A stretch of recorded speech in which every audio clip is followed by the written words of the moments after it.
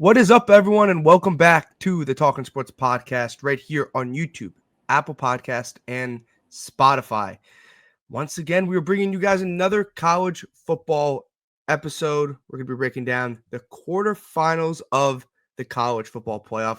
A lot of college football playoff lately. We had, obviously, the first round preview. We did our conference championship preview. So, more college football.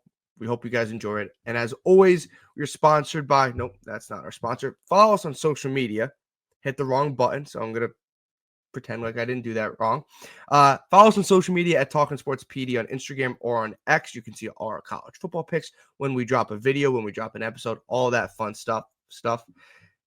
Now this is our sponsor, and as always, we are sponsored by Underdog Fantasy. Make sure you guys use code TSP for a 100% deposit match up to $100. College football, NFL, obviously the NBA and college basketball. Make sure you guys get on Underdog Fantasy. Use code TSP. Ryan, after my little F up right there with not speaking English properly, how we doing? Good.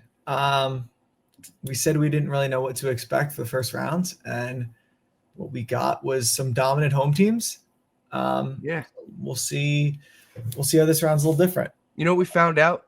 We always knew this, but for some people found out it's really hard to win on the road against teams that are top five because, look, you and I can do an episode on the format. Like we could do a 2.5 episode on what could change with the format. But if you put it into perspective, Notre Dame, Texas, and Penn State, two of those three teams probably should have been a top 4 seed with a bye if the format kind of made sense. And then you have Ohio State, who was an 8 seed, who was probably the most talented team in college football, or one of the most talented teams in college football. You had 2 or 3, 4 teams probably could have been teams with buys. And you just did a bunch of other teams that just weren't on the same talent level. It's hard to win on the road in college football. For some people, that was it was a mystery, I guess. But we're going to talk about it. All these games, which are fun, are neutral site. They're all neutral site. There's not a home team. There's no, obviously, crowds differ, but there's no home field advantage. So, Ryan, we're going to talk about the first game, that New Year's Eve, Penn State versus Boise State. That game is on New Year's Eve. Right now, Penn State is a 10.5-point favorite. Ryan, what stands out for you in this game? This hopefully will be a fun New Year's Eve game. Boise State Fiesta Bowl, like there's some good history there. I'm surprised the line opened up at 10, so it really hasn't moved much at all. Like SMU, this is the kind of game that Penn State typically dominates, like a team that they're more talented than, can be more like physical with. But SMU really let us down. I mean, they just kind of self-imploded. It wasn't like Ohio State, like we'll talk about them, but they just took it to Tennessee. Like from the first play. Penn State did their job, and like they won. They didn't mess up. They did their job. But that was more SMU beating themselves in the first half than I think it was Penn State dominating them. So I trust Boise to not do that, what SMU did, you know? You would think, because Boise, they're a veteran team. Like, they've played in, for them, what are big games. They won the Mountain West Championship. Like, that's the first thing that comes to my mind. Yeah, like if you just didn't watch the game Penn State SMU and you went box score watching, right? And you look at Drew Aller, 13 for 22, 127 yards, no touchdowns, no interceptions. And you're like, why was this score 38-10? Well, SMU threw 2 pick sixes. Mm-hmm. So if Boise State just doesn't do that, right? Like it doesn't just self-implode, like you said about SMU, then this game should be a lot closer or be a lot more competitive, right? And if you're Boise State, and you and I talked about this before we recorded or a couple of days ago, there's one avenue to win this game. It's time of possession and it's running the ball, right? Like if they control the clock, keep Penn State's offense on the field, and make this a low-scoring game where there's not a ton of possessions, I think Boise State has a chance. It's if you have the SMU script again and you just self-implode, or if you're Boise State and you can't run the ball, and you get 3rd and long, and then you just can't pass the ball. Like that becomes an issue if you get down early and you can't run the ball. Like that also becomes an issue. If they take you, like if Penn State takes you completely out of what you want to do and out of your game script, Boise State's not a good enough team to adapt and I think win that type of game. I think everything has to not go perfectly, but I think Boise State has to run the ball, time of possession, and please don't throw 2 pick sixes. Like that would really help if you don't want to get absolutely steamrolled. Yeah, like the matchup here is not great for Boise. Penn State's got a top 10 rush defense in yards per game. A lot of that's because Penn State's normally winning. The other team's probably not going to run the ball as much. I mean, we haven't mentioned Genty yet. He's incredible. He's best or second best player in college football, best player in the playoff. Like he's incredible. Yes. He needs to hit at least one homer if Boise's going to win, like 65-yard rushing touchdown. He's done it a ton this year. He did it against UNLV in the Mountain West Championship game, and that ended the game right there. It was 14-0. He has like a 70-yard rushing touchdown. Game over. It won't be a game over situation with Penn State, but Boise's going to need some of that. Maddox Madsen, like not the flashiest quarterback. He played really well in that Mountain West Championship game. He only has 3 interceptions on the year. So Kevin Jennings is great, but Kevin Jennings had some games where he had turnover issues before. And then if that came up, they were going to lose. You just need Maddox Madsen to not do that, but he is going to have to make some throws. Penn State's pass defense is more like gettable than their run defense. So but it's still a much stiffer challenge, I guess, besides Oregon than anything Boise State has faced. Does Genty have to go over like 150 yards in this game to win? Yeah. He can. But if he drops like 85 yards or something like that, 90 yards, like they're probably not unless he adds 3 touchdowns with it or something. They're like you said, he needs to have a home run play, and he needs to. Boise State has to have kind of the Oregon script that they had back in September, right? Obviously, they did not end up winning that game, but that's the game Boise State wants. Kind of back and forth almost. And look, we talked about last week pressure on James Franklin and him winning big games, but historically, James Franklin wins games that he's favored on, right? This is a big game because it's a playoff game. SMU game was a big game because it was a playoff game, but he was big favorites against SMU, and once again, he's big favorites against Boise State. So historically, you point to James Franklin not winning big games. Correct. It's more of James Franklin not winning games that he's underdog in than big games in general. This is a big game, but historically, he wins this game. Like, it's very similar to last round with SMU. Yeah, like outside of Genty, I don't know if Boise State has enough firepower to win this game. 10.5 is a lot of points. College football, not as much as we think it is in the NFL, but I don't know outside of Genty, like can Madsen make what's his name? Malachi Madsen, right? Maddox Madsen, whatever. Yeah. Malachi Nelson's the other quarterback that transferred. Yeah. Flip their names. I don't know if he makes enough plays or he can make enough plays against Penn State. Yeah, I feel pretty confident in Boise's offense doing like all right. The question's just going to be can Boise's defense keep them in the game for long enough for Genty to wear down Penn State's defense, right? Now, if you're trying to look for optimistic reasons for Boise, they have the second most sacks in the country out of any team behind Ole Miss. Take a guess who has the third most sacks in the country. It's not Penn State. Who's the third most sacks in the country behind? Yeah. So Boise's second. Who do you think is third? Is it some team in this playoff? They were in the playoff. So it's SMU. SMU's third. So if SMU's defense hung in there. That's the thing. Yeah. Okay. If you put it in perspective, SMU threw 3 interceptions, 2 pick sixes. Turnover on downs on 4th down. If you just get rid of the pick sixes, they gave up 24 points. And if someone told me SMU is going to give up 24 points, I'd be like, maybe not they win the game. They're in the game.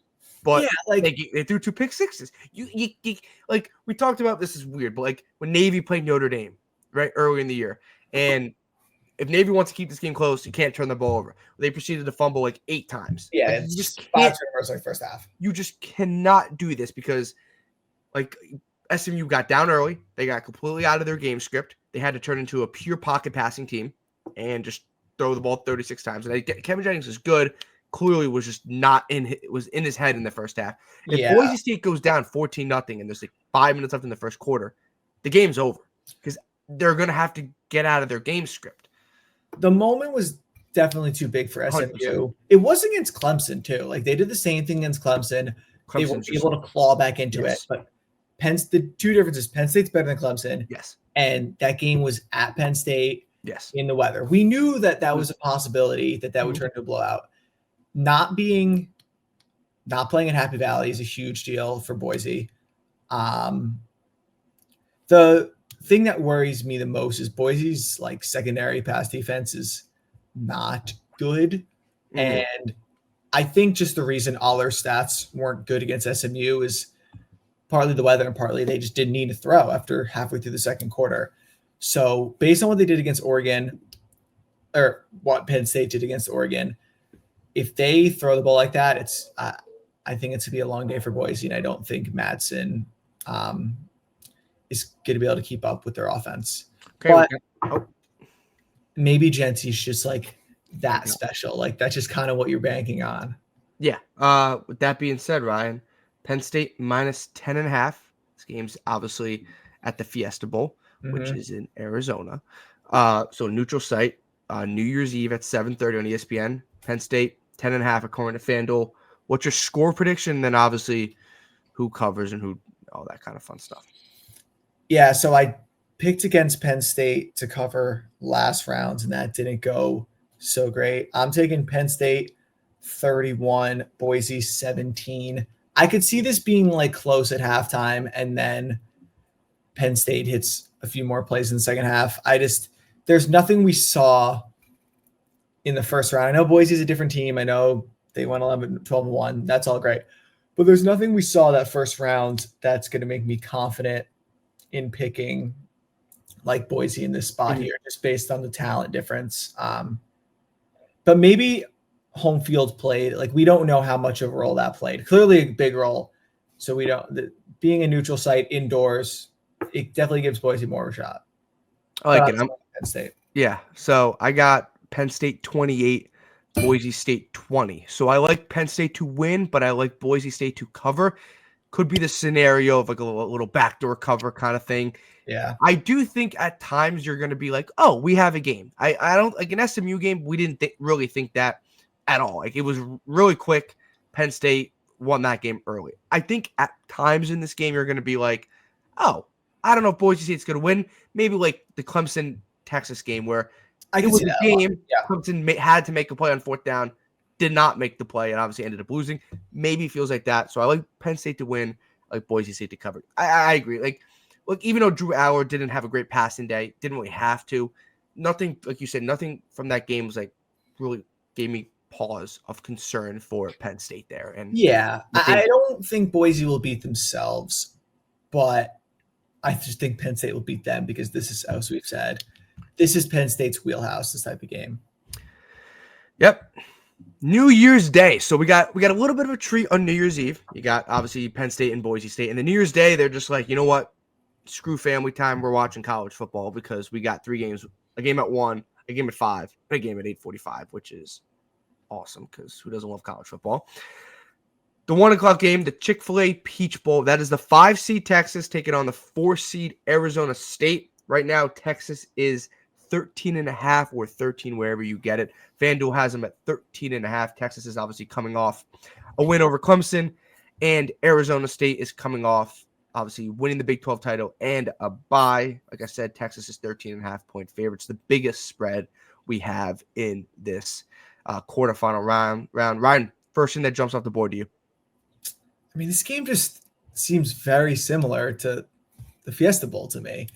It's a better roster, more dominant roster, really good defense versus a kind of surprising team led by a Heisman candidate running back. Yeah. Adebu's not as good as Genty, and they're different types of runners.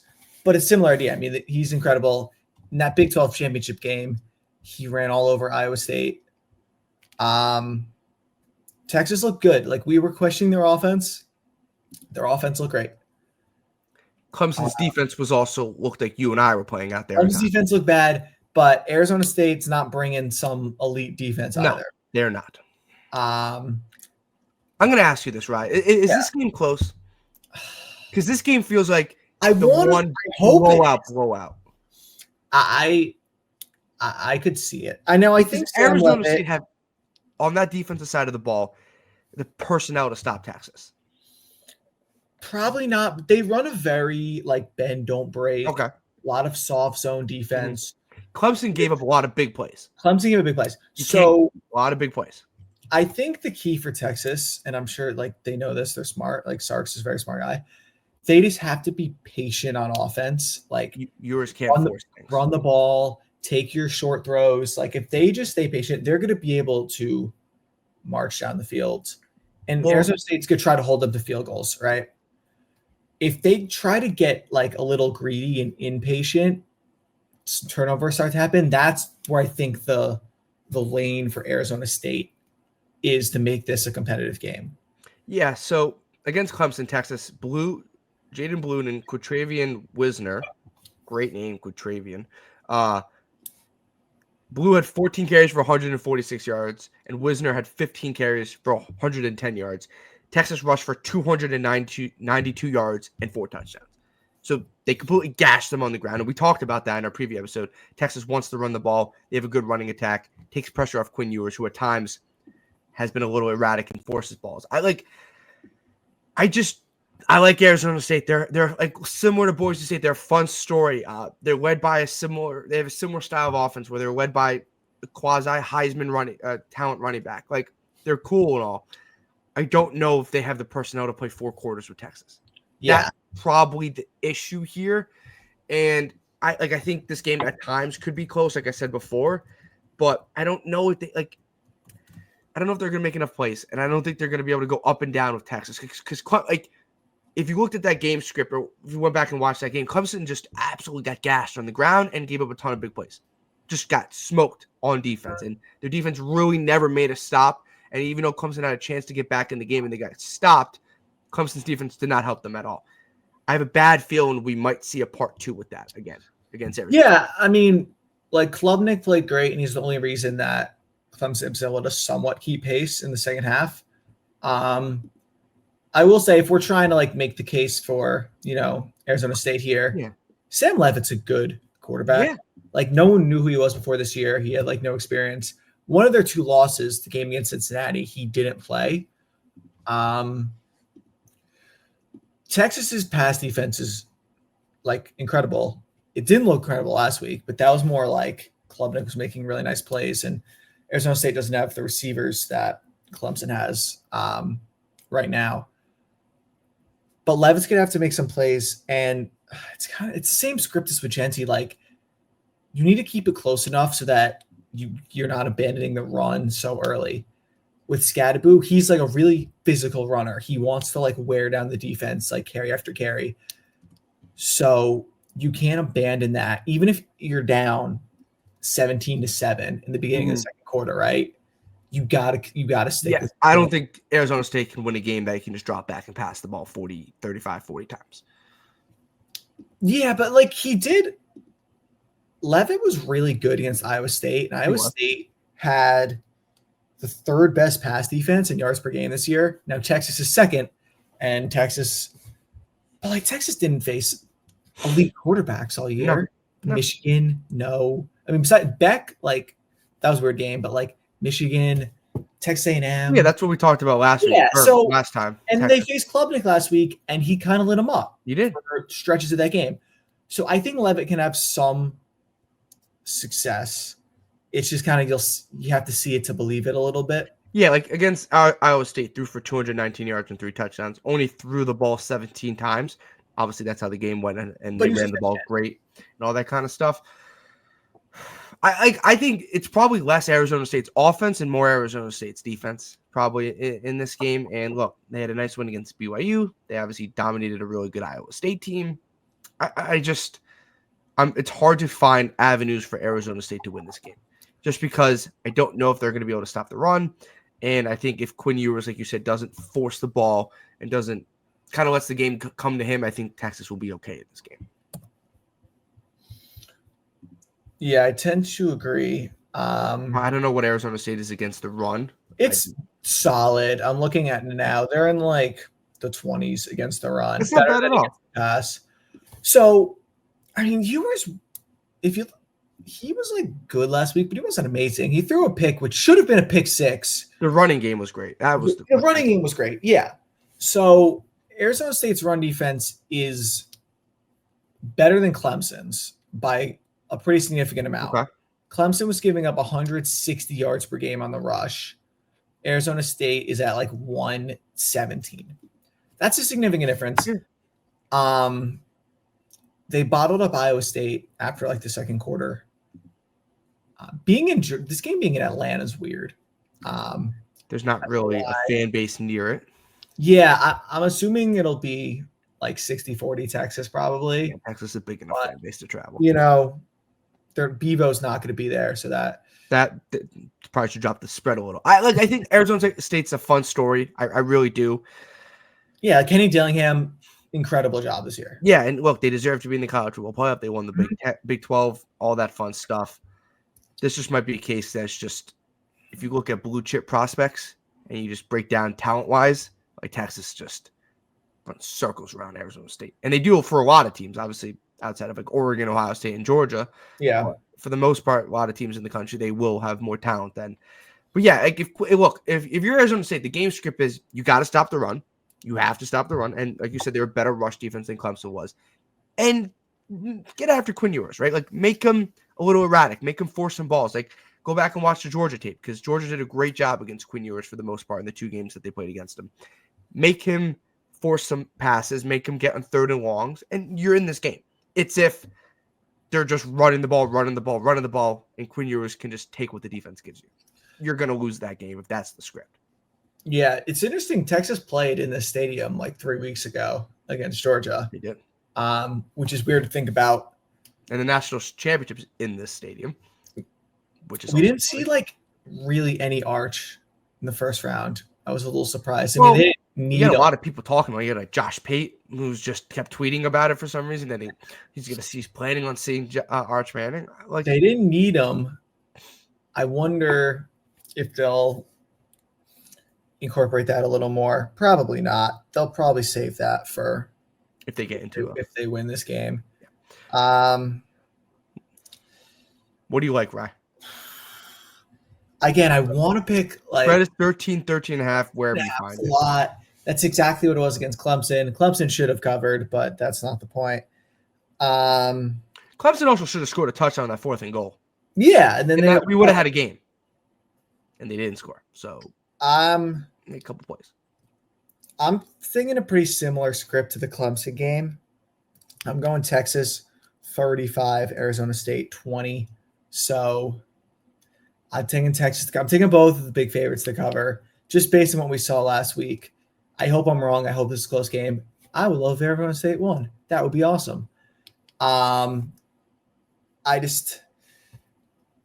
think it'll be similar to Clemson, where it's like I could see it being a 7-point game in the third quarter, and then just Texas adds off a touchdown. I just think the route to Arizona State winning is a really thin, like narrow path.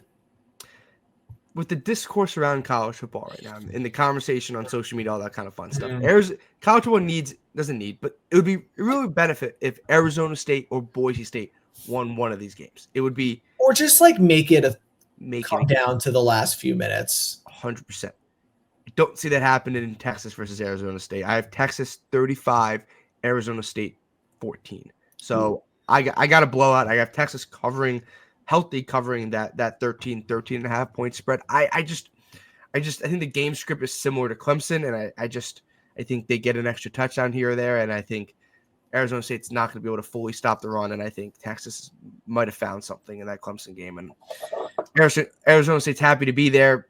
Don't know if they can put in 4 quarters against Texas. So I got probably the biggest blowout we will see on New Year's Eve and New Year's Day. So Texas in a rout. Wouldn't surprise me at all. Which would stink because I want these games to be close. Like you said, you're right. It doesn't have to be Boise State or Arizona State wins. It would help college football because it would shut a lot of people up for a long time.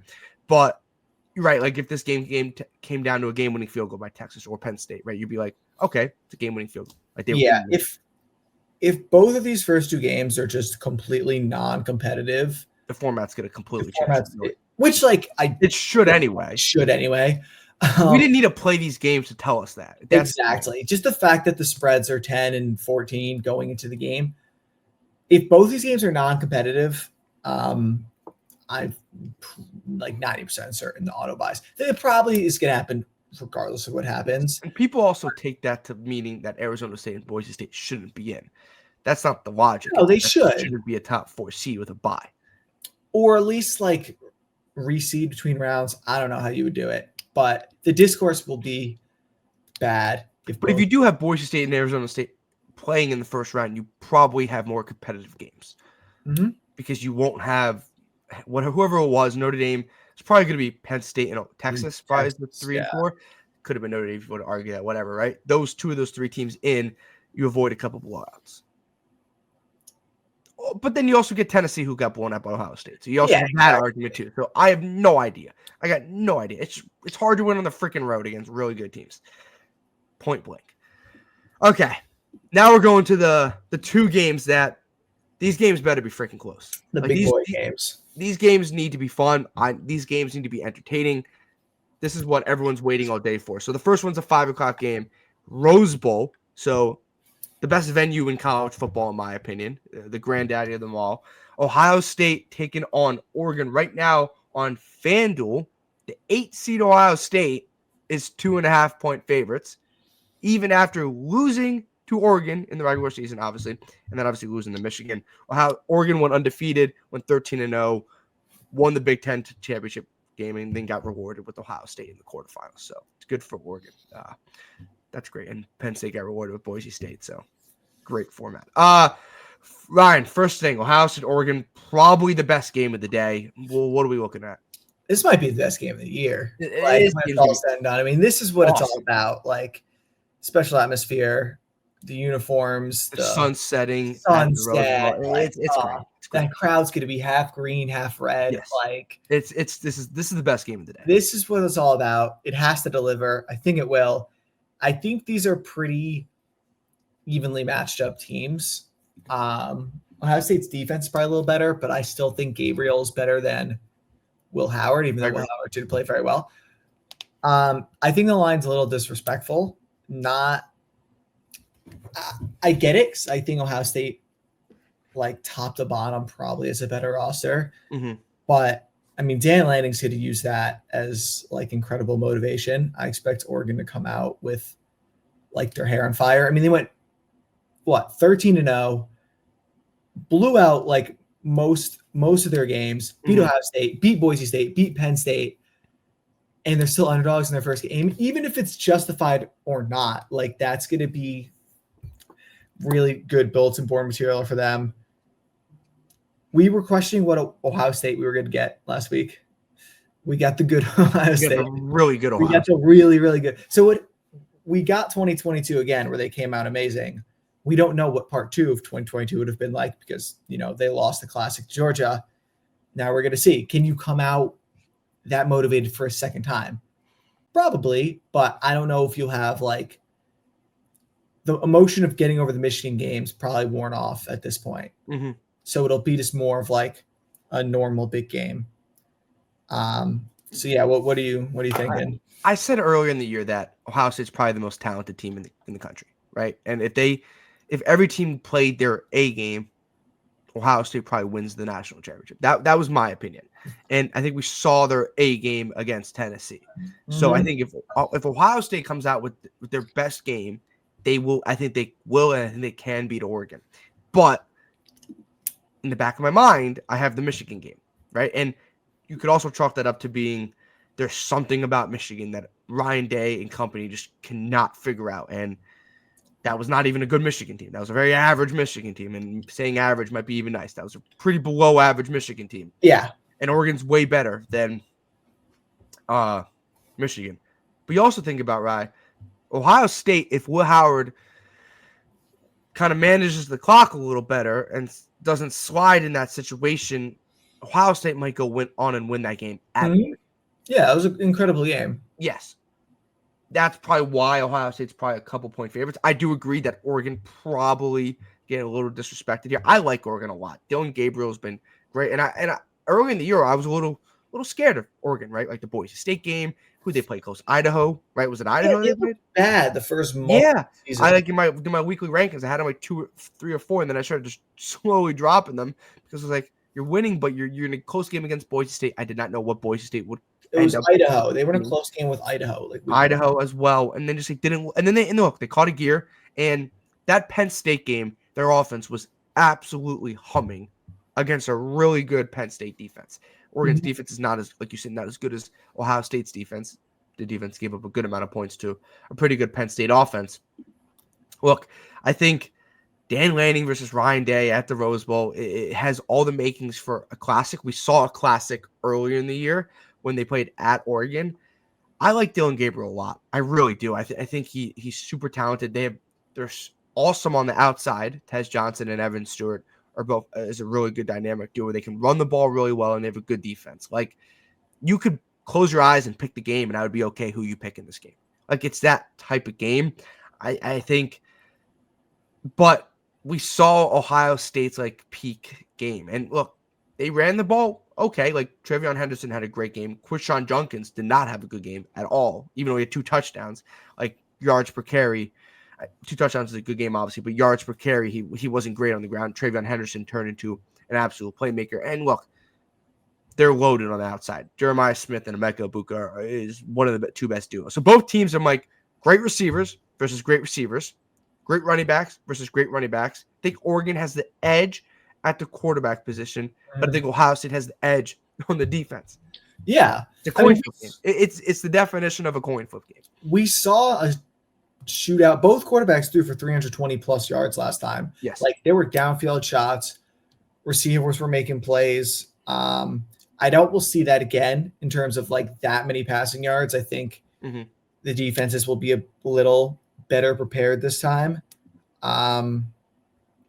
This is the first rematch we've had in a while in the playoffs. We had Georgia-Bama a few years ago, but that's like a whole different like weird dynamic that they have with each other. We saw, like, if Ohio State plays as well as they did last game, they'll win. I don't know if that's replicable because I feel like they played like a perfect game for the most part.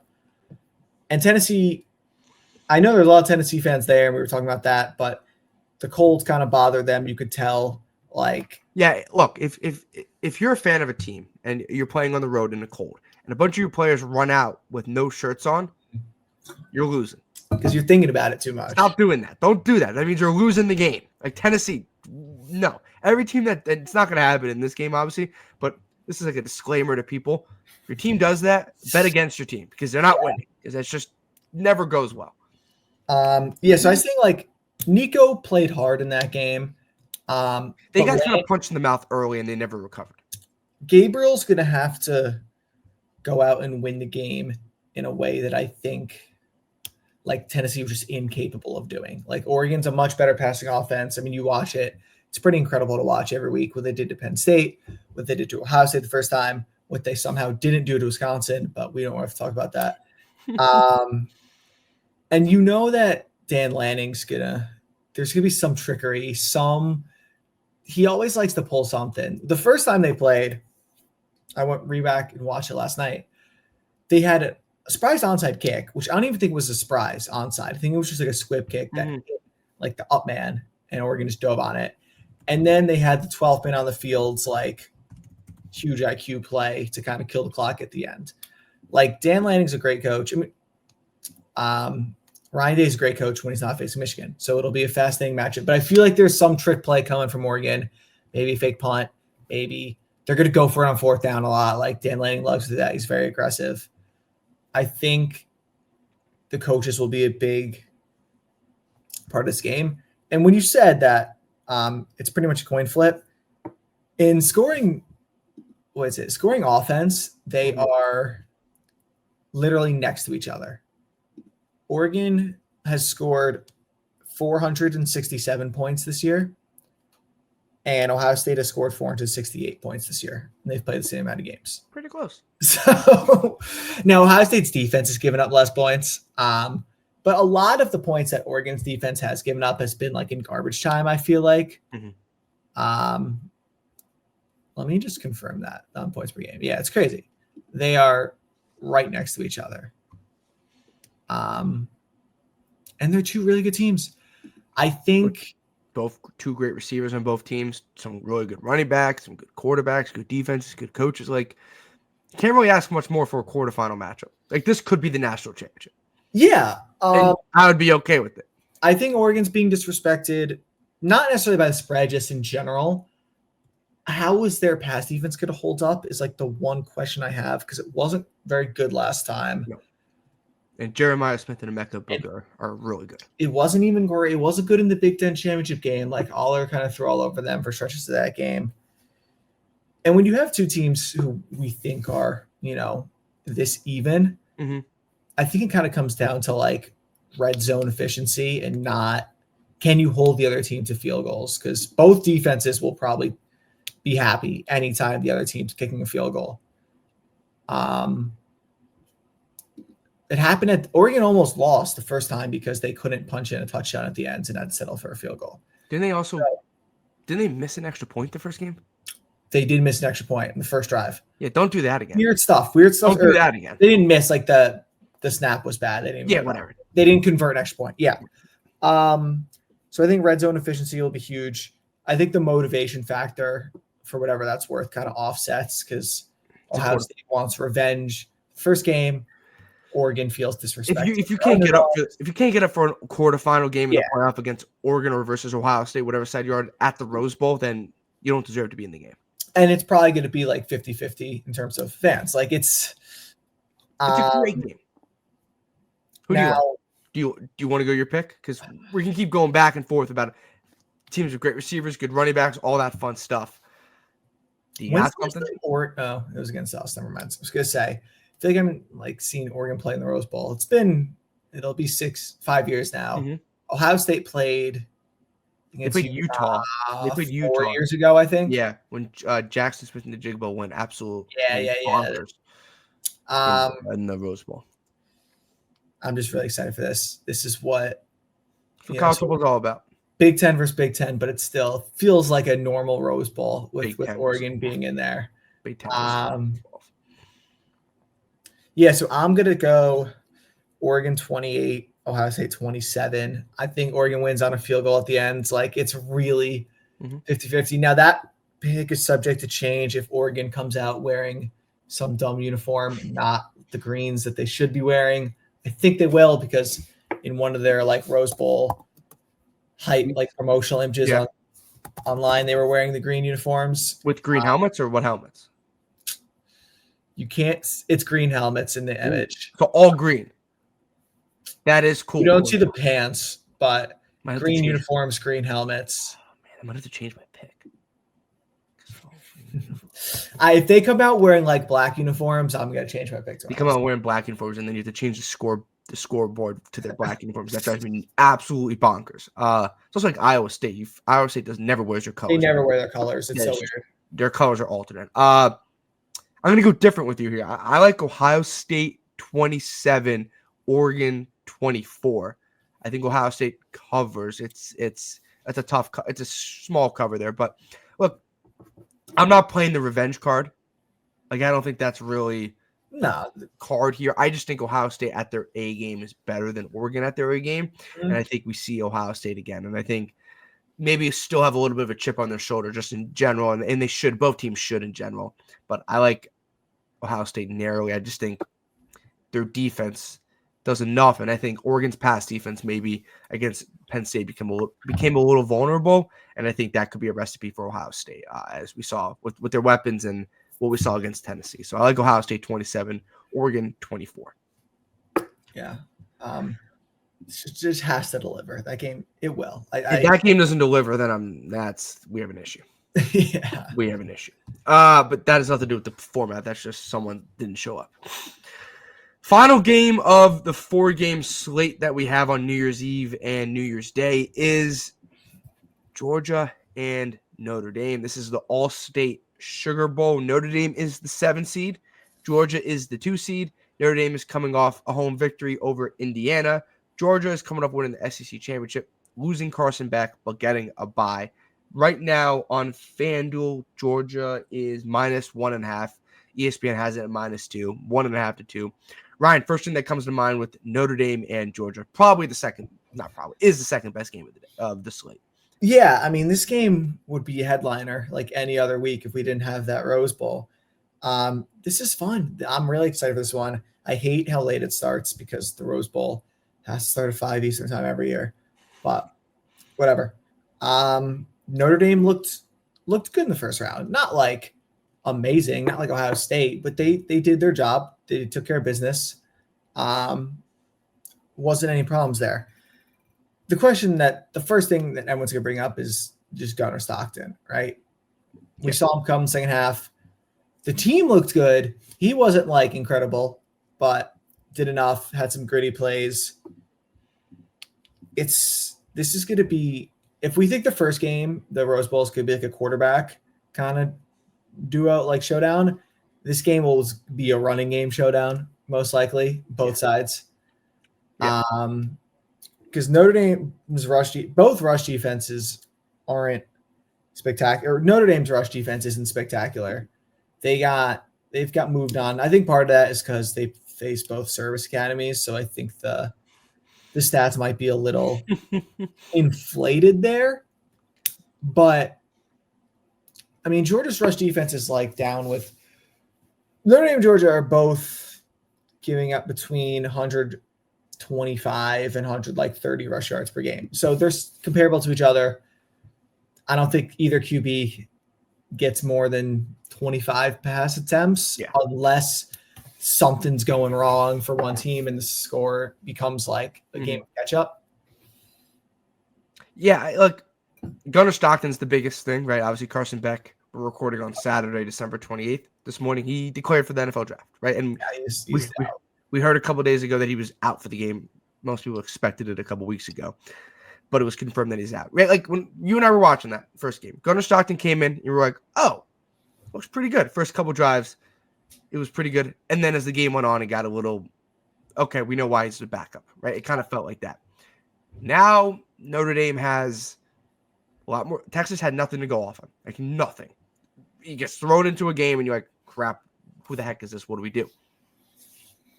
Notre Dame has film to go off of and they can prepare. That's a little different for a backup quarterback when a team can prepare for you. You see it all the time in sports. I like Georgia to use Gunnar Stockton running the ball because I think we saw his athleticism that you didn't really see with Carson Beck. And when Georgia has Trevor Etienne, they are a completely different football team. Mm-hmm. When Trevor Etienne plays, Georgia's offense takes to a different dimension.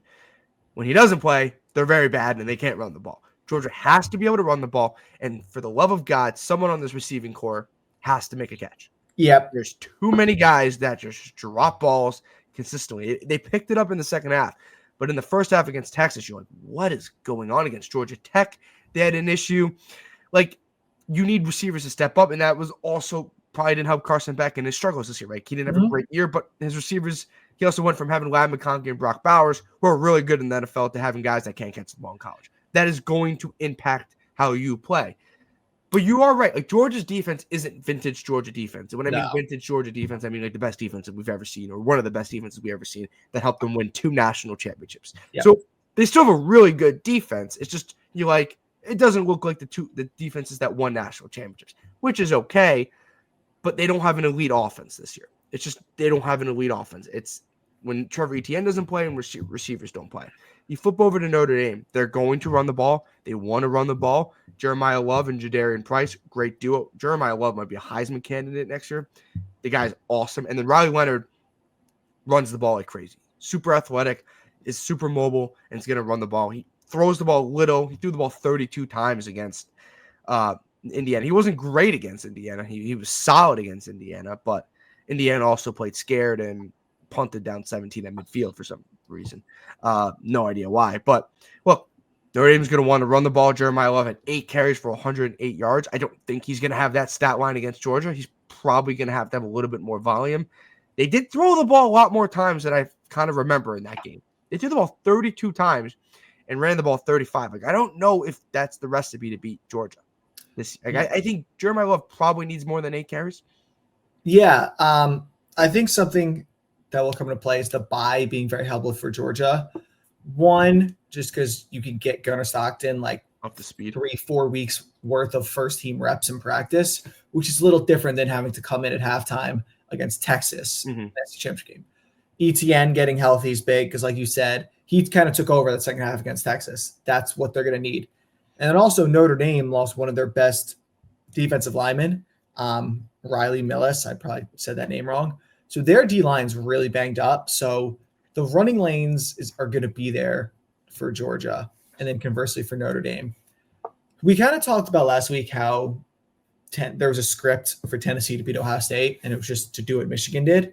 Well, Tennessee obviously did not do that. No. There is another script that Notre Dame can follow for this game, and it's what Georgia Tech did against Georgia. Georgia Tech didn't win that game, but I mean, given their talent level, they played like incredible. Like you'll take your chances in that spot. Riley Leonard can do what Haynes King did to Georgia. Haynes King tore up Georgia in that game. Throwing, yeah, but really with his legs, his like inside running as a quarterback. That's what Riley Leonard excels at. That's what they got him for. Does that game help Georgia though? In the sense that like they saw what happened against Georgia Tech. Now you kind of have, like you said, it's going to be a similar game plan. Haynes King and Riley Leonard are pretty a comparable style of quarterbacks, in my opinion. Could Kirby Smart be like, okay, now we know how to stop that? That could, and Kirby Smart is 24 carries in that game. Haynes King, crazy. Yeah, 24 carries. Yeah, Riley Leonard against Indiana had 11. I think if you're Notre Dame, you don't mind that game script. You want to run Riley Leonard, and you want to run the ball with Price and Love. I do think Georgia probably will be prepared for kind of a quarterback attack, but maybe they just don't have the personnel this year, right? To stop. You could be prepared all you want.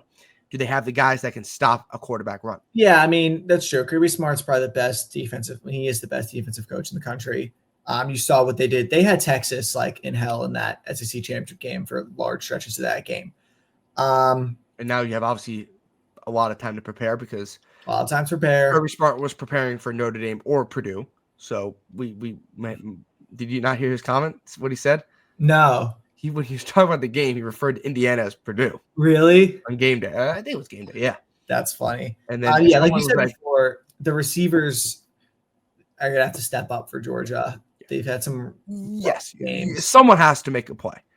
They made plays in the second half a little. They got going, but someone has. I'm assuming Trevor Etienne plays. He's like, I never know with this guy. Yeah.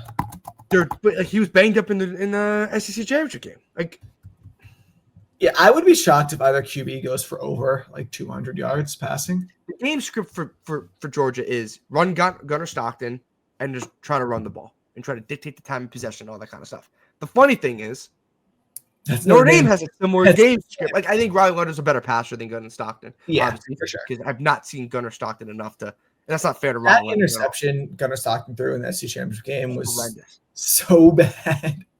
But again, both teams have similar game scripts. Run their quarterback and run the ball up their running backs. Like, it's a similar game script. Yeah, like Notre Dame's their run defense has not been very good. I know we've kind of talked about this. I'm curious how like conservative is Georgia going to play things on offense? Like, will they let Gunnar Stockton take some shots down the field if Notre Dame's like really stacking the box? Because Notre Dame's pass defense is arguably the best in the country. You saw that against Indiana. Indiana didn't get anything going until the game was over. Mm-hmm. Yeah, those 17 points are like 17 points. It's fake. They're fake. This game's in the Sugar Bowl. The uniform matchup, it's gonna be so. Georgia's Reds versus the Notre Dame white and golds. It's just like, such a good college football matchup. I'm curious what I'd guess probably like 60-40 Georgia fans probably. It's in, what is it, Sugar Bowl? So Mercedes. New Orleans, yeah. I was looking at Trevor Etienne's stat line right here. So he didn't play against Georgia Tech, right? He missed the Georgia Tech game. Against Texas in the SEC championship game, he had 16 carries for 94 yards and 2 touchdowns. He averaged 5.9 yards per carry. Like, he didn't play a lot of the games in November. He was injured. They're different when he's on the field. First, he played like he missed a lot of time this year. I don't know how many total games he played this year, but thanks for ESPN for not helping me here. But he played. How many game plays did he play? I don't know. ESPN's being annoying, but he had 111 carries for 571 yards this year. So he missed a handful of games and 9 touchdowns. He's a difference maker when he's on the field. And I think outside of Trevor Etienne, they've been kind of banged up at running back for the most part this year. And they're going to have to lean on the ground game. Like, I don't know. You know, last week we talked about we have nothing to go off of when it comes to the first round playoff games. Yeah, we have nothing to go off of Gunnar Stockton. Correct.